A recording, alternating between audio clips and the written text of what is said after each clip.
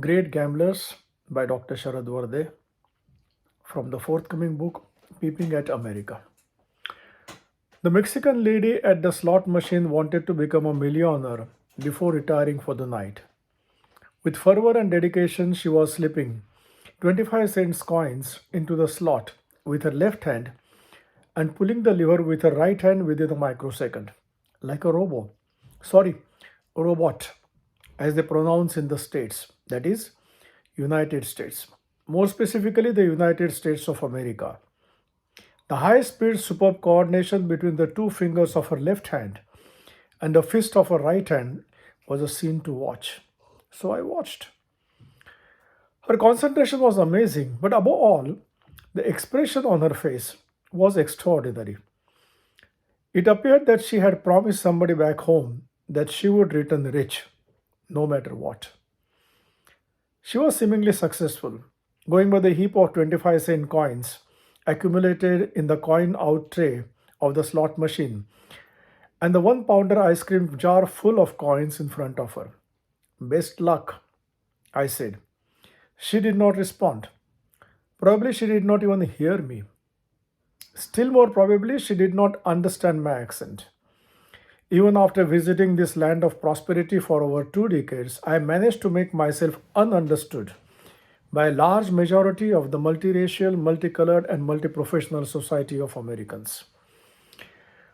The row of slot machines next to this lady was for rich gamblers to become richer or to make the casino richer. It had $1 slots, and there was another lady of the same age. Pardon my observation of female aging features, but to me, almost all these Mexicans looking like Malaysians almost always appear to be in their 60s. Why Singaporeans look 20 years younger and Vietnamese look 10 years older is a mystery that I want Stanford University to resolve. I can offer my observation services at a moderate compensation. So this second lady too was dancing with the lady luck. Just when I passed by, she got a jackpot of $900. Bingo. While the cash poured in, she quietly went to the loo. When she returned, it was still raining cash. But what puzzled me most was her calm and collected stance. She was not at all excited. Her face was still unfazed, as if this was an everyday or every hour affair. In her position, I would have roared like Tarzan and performed a belly dance. If everyone was winning, who was losing? I looked around. Several frustrated, tired, and weird old faces were cursing their bad luck with the coin guzzlers. They had one eye on these lucky females and the other on their merciless screens. Envy and hope was turning into hate and despair.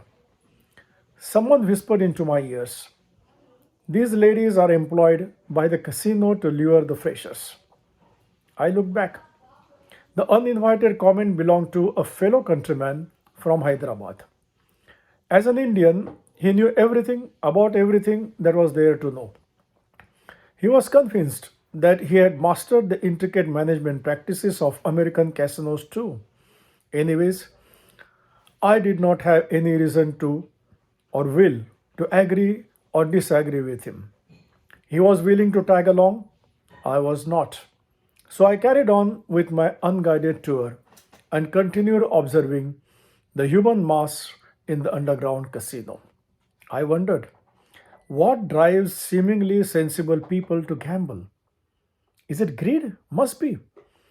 But it is a pleasant pastime if you are a confirmed non gambler like me in a gambler's paradise like Reno.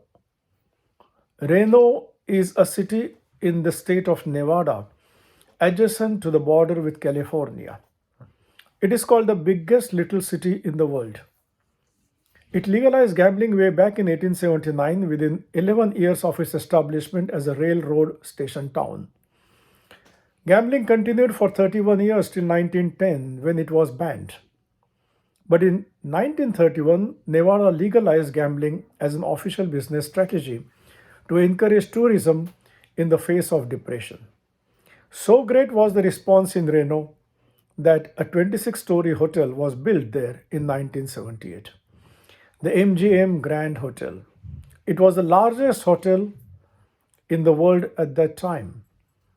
Even today, the hotels, resorts, and casinos in Reno are toweringly huge by any standards.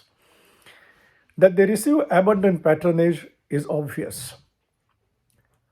The fun with vices is that you envy them, enjoy them better when you drink, smoke, or gamble. But the more enjoyable fun is when you don't. Observing the passionate indulgence of others is an entertainment par excellence. I got loads of it in the 37-story Silver Legacy constructed in 1995 to be known as the Northern Nevada's tallest hotel tower. We reached this hotel and turned into the self parking area. It was full.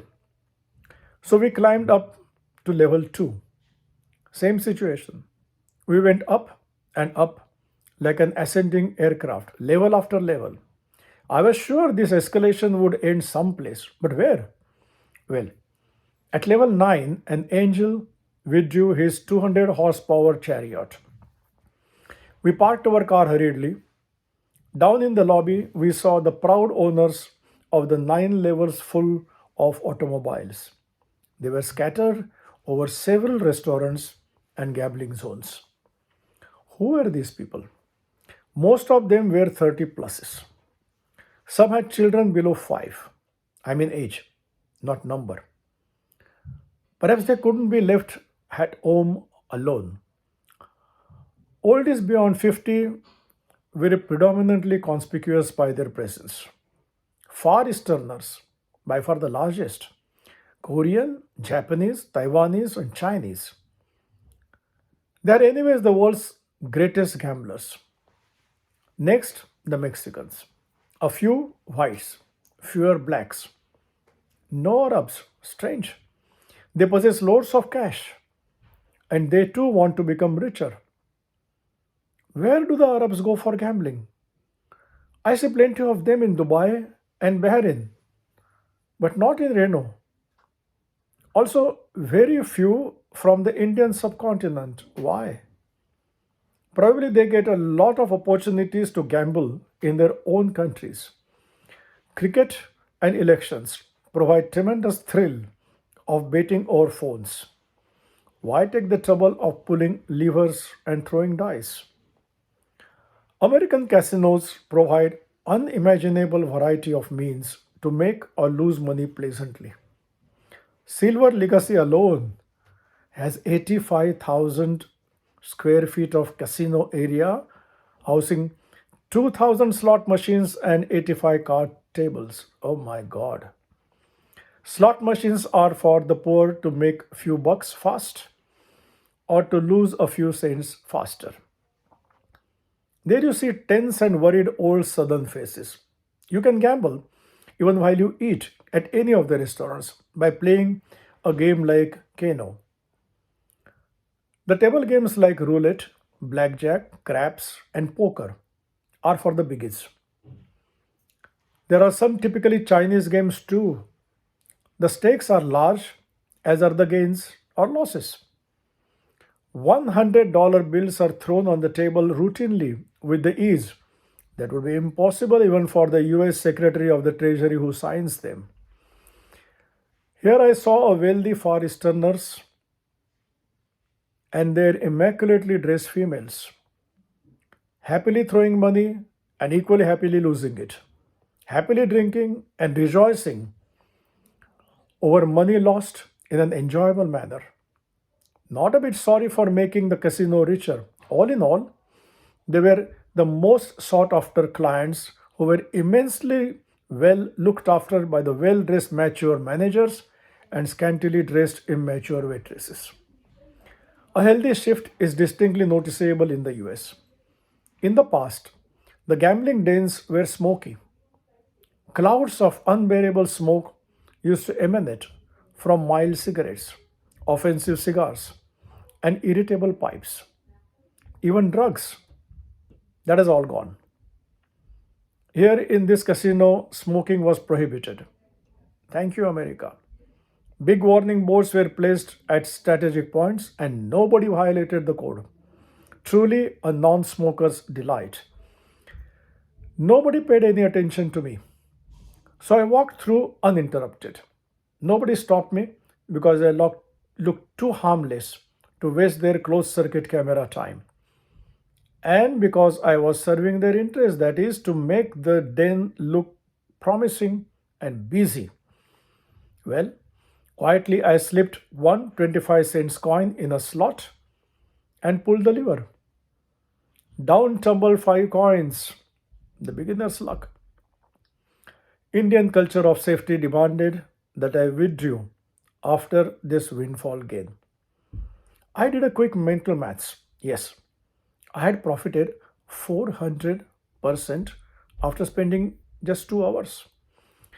That was 1600% in an 8 hour day or 40,000% in a month, which works out to whooping 480,000% per year.